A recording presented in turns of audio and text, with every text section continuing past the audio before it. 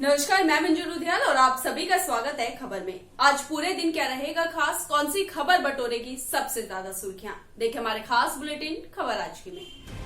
नए कृषि कानूनों के खिलाफ किसानों का आंदोलन जारी है। केंद्र सरकार कानूनों को वापस लेना नहीं चाहती तो वहीं किसान भी अपनी जिद पर अड़े हुए हैं। इसी बीच किसान आंदोलन और उनकी मांगों का अब समर्थन करते आ रहे पंजाब के मुख्यमंत्री कैप्टन अमरिंदर सिंह के सुर बदलते हुए नजर आ रहे हैं। सोमवार को कैप्टन ने किसानों से अपील करते हुए कहा कि यदि उन्हें आंदोलन ही करना है तो पंजाब की बजाय दिल्ली और हरियाणा में जाए।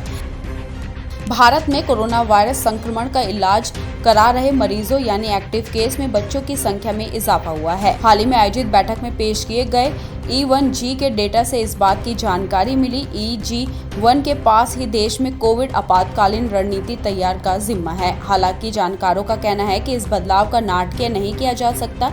इसका कारण वायरस की वयस्कों के प्रति कम हुई संवेदनशील हो सकती है। इस मामले में सबसे ज्यादा बुरे हालात मिजोरम में हैं, जबकि राजधानी दिल्ली के आंकड़े राहत देने वाले हैं। विश्व स्वास्थ्य संगठन के विशेष दूत डॉक्टर डेविड ने कहा है कि भविष्य में कोरोना वायरस को चकमा देने वाले वेरिएंट की संख्या बढ़ सकती है। उन्होंने कहा कि कोरोना के खिलाफ अभी दुनिया का युद्ध जारी है, सभी को ये लड़ाई साथ मिलकर लड़नी होगी। दरअसल कोरोना के डेल्टा वेरिएंट पर वैक्सीन के प्रभाव को लेकर दुनिया भर में रिसर्च जारी है। हालिया कुछ शोधों में कहा गया है कि डेल्टा वेरिएंट पर वैक्सीन का प्रभाव अपेक्षाकृत रूप से कम है।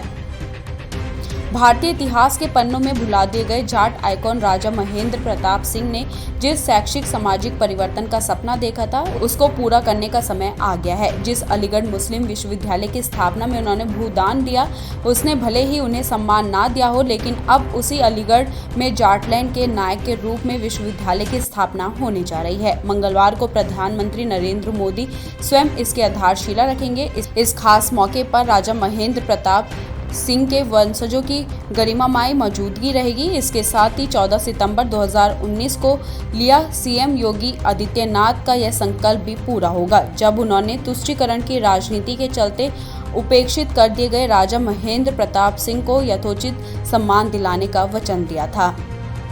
सुप्रीम कोर्ट ने सोमवार को केंद्र सरकार से कहा है कि वो यह देखे कि ऐसे मामलों में जहां कोरोना से परेशान होकर किसी ने आत्महत्या की हो तो उसे कोविड-19 से हुई मौत माना जाए।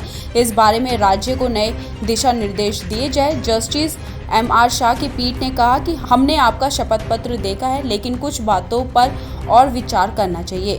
शपथ पत्र में केंद्र के स्वास्थ्य और परिवार कल्याण मंत्रालय ने कोविड से मरे लोगों को आसानी से प्रमाण पत्र देने के संबंध में दिशा निर्देश बनाए हैं। यह निर्देश राज्य को भेजे गए हैं। अफगानिस्तान में गंभीर मानवीय संकट के बीच भारत ने सोमवार को कहा कि वो पहले की तरह ही अफगानों के साथ खड़ा रहेगा। भारत ने अफगानिस्तान को सहायता करने वाले देशों का निर्बाध पहुंच प्रदान किए जाने और समाज के सभी वर्गों को राहत सामग्री के बिना भेदभाव के वितरण की भी जरूरत बताई। विदेश मंत्री S जयशंकर ने यह भी कहा कि अफगानिस्तान एक अहम और चुनौतीपूर्ण दौर से गुजर रहा है और यहाँ बेहतर माहौल बनाने के लिए अंतर्राष्ट्रीय समुदाय को एक साथ आना चाहिए। कोरोना की महामारी फिलहाल अभी खत्म होने नहीं जा रही। यह कम से कम 6 और महीने रहेगी। पूरा वैक्सीनेशन पर यह निर्भर करता है। महामारी से तभी मुक्ति मिलेगी जब 90 से 95% लोगों को वैक्सीनेशन हो जाएगा। अभी यह दूर की कौड़ी है। वहीं एक रिपोर्ट में एक्सपर्ट्स के हवाले से कोरोना महामारी के 6 महीने के आउटलुक पर यह बात कही गई। उधर BHU के एक साइंटिस्ट ने दावा किया है कि अगले 3 महीनों में कोरोना की तीसरी लहर देश में दस्तक दे देगी। देश में जिस तरह से कोरोना के मामले दोबारा बढ़ने शुरू हुए हैं, उससे चिंता है। कोरोना वायरस महामारी का प्रकोप अभी भी पूरी दुनिया में जारी है। भारत में अब भी हर दिन बड़ी संख्या में नए कोरोना पॉजिटिव केसेस सामने आ रहे हैं। कोरोना वायरस के फैलने की रफ्तार को थामने और अपने कर्मचारियों को संक्रमण से सुरक्षित रखने के लिए ज्यादातर कंपनियों ने वर्क फ्रॉम होम की व्यवस्था शुरू कर दी थी। अब जैसे जैसे कोरोना वैक्सीनेशन की रफ्तार बढ़ रही है, वैसे वैसे IT कंपनियों ने वर्क फ्रॉम होम खत्म कर कर्मचारियों को दफ्तर बुलाना शुरू कर दिया है। कुछ कंपनियां स्टाफ को सप्ताह में 3 दिन दफ्तर आकर काम करने के लिए भी कह रही है। मुनमुन और राज के लिंकअप की खबरें आते ही दोनों ही स्टार्स सोशल मीडिया पर जबरदस्त ढंग से ट्रोल होने लगे। अब खबर आ रही है कि मुनमुन दत्ता इस अफवाह के चलते काफी खफा है। मुनमुन ने सोशल मीडिया पर एक पोस्ट के जरिए कहा कि जियो और जीने दो, सभी को ढेर सारा प्यार, शांति और अच्छी सेहत मिले। जय श्री राम, गणपति बप्पा मोरिया, जय माता दी।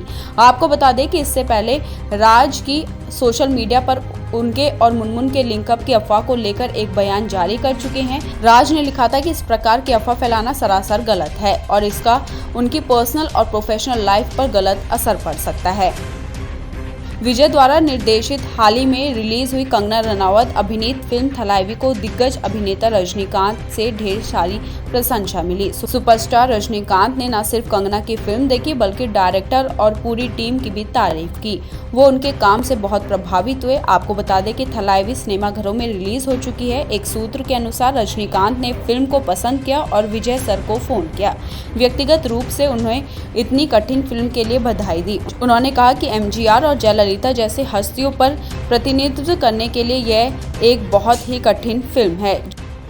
तो ये था आज का बुलेटिन। ऐसे बुलेटिन और ऐसे दिन भर की अपडेट को देखने के लिए हमारे चैनल को सब्सक्राइब कीजिए और साथ ही अपनी राय हमारे कमेंट बॉक्स में लिखना ना भूलिएगा। धन्यवाद।